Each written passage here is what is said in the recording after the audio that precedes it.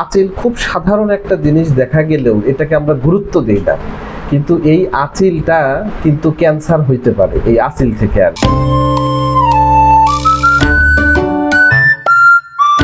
আমার এই যে মুখের ভিতরে যে আঁচিল হইতেছে, আচ্ছা, অনেক দিন যাবত আঁচিল কাটি আবার আবার হয়, আচ্ছা। এক জায়গা থেকে কাটি আরেক জায়গা থেকে আচ্ছা, হয়।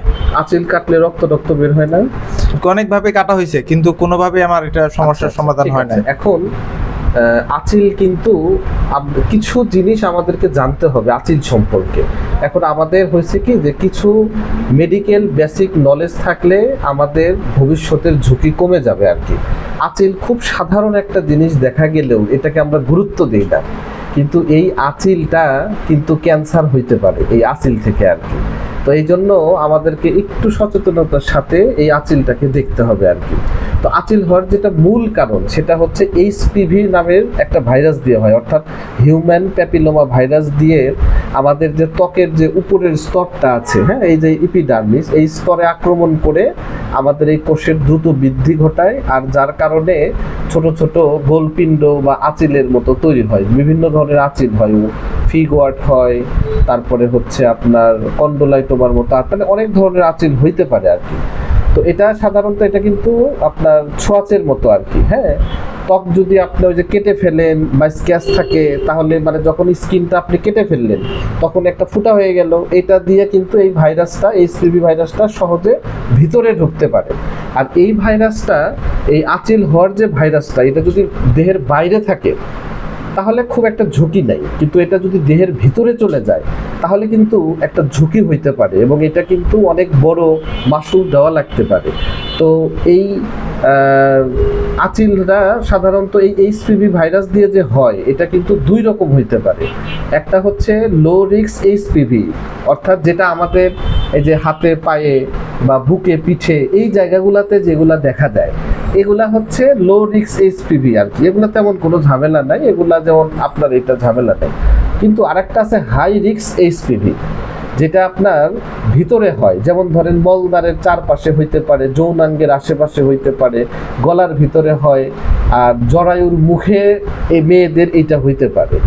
তো এই এইচপিভির 100 রকমের, এর চাইতেও বেশি, 100-এরও বেশি রকমের এই ভাইরাসটার স্ট্রেইন হয়, মানে রকম হয়। এই এইচপিভি ভাইরাস যেটা দিয়ে আপনার আঁচিল হচ্ছে, এই আঁচিলটার 100 ধরনেরও বেশি ভাইরাস দিয়ে এটা হইতে পারে আর কি, বুঝলেন?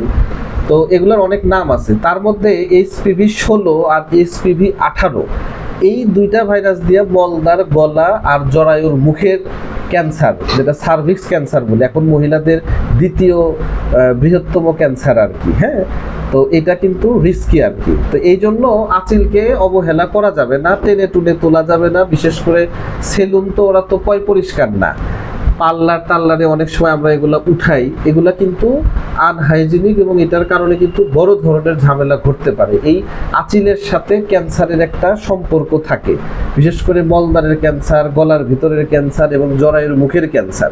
তো আঁচিলকে কিন্তু অবহেলা করা যাবে না। 4টা লক্ষণ যদি থাকে আঁচিলের, এটা আপনি নিজেও আজকে সচেতন হয়ে যান, আপনার বন্ধু বান্ধব, আত্মীয় স্বজন সবাইকে আঁচিল যাদের আছে বলবেন আপনি।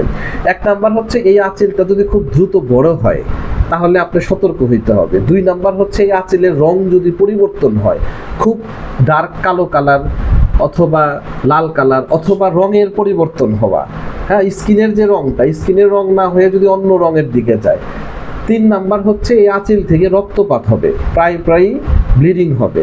আর 4 নাম্বারটা হচ্ছে এই আঁচিলের যে একটা শেপ, চেহারা, আকৃতি, এইটা অসমান হবে। সাধারণত আঁচিলটা তো সুন্দর হবে, কিন্তু যেটা ক্যান্সারের আঁচিল বা ঝুঁকিপূর্ণ আঁচিল, এটার আশেপাশের জায়গাগুলা এবড়ো থ্যাবড়ো, দেখতে সুন্দর হবে না, এরকম হবে।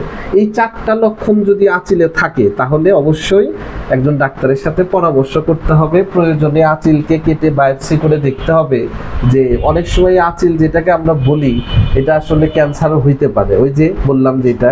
তো এই জন্য এখন কি আর কাটা যাবে? না। আর কাটা যাবে না। এবং আপনি সচেতন, বুঝতে পারছেন তো আমার কথা? জি, বুঝতে পারছি। এখন আপনি নিজেও সচেতন হইলেন, আশেপাশের আপনার যারা বন্ধু বান্ধব, পাড়া প্রতিবেশী, ফ্যামিলির লোকজন, সবার সাথে এখন আপনি এগুলা সচেতনতা ছড়িয়ে দিবেন। আপনি ছড়ালেন, আপনার কাছ থেকে আরো 10 জন জানলো, আরো 10 জনের কাছ থেকে 100 জন জানলো, ওই 100 জনের কাছ থেকে 1000 লোক জানলো, ওই 1000 লোকের কাছ থেকে লক্ষ কোটি, এইভাবে সচেতনতাগুলা ছড়িয়ে যাবে আর কি। সচেতন হইতে হবে। আপনি যদি বাঁচতে চান তাহলে অবশ্যই সচেতন হইতে হবে। কোনটা আপনার জন্য ভালো, কোনটা খারাপ, এটা আপনাকে বুঝতে হবে আর কি। তা না হলে বিপদে পড়তে পারেন আর কি। ঠিক আছে? আর কাটা যাবে না? হ্যাঁ, না। জি, ঠিক আছে, ইনশাআল্লাহ।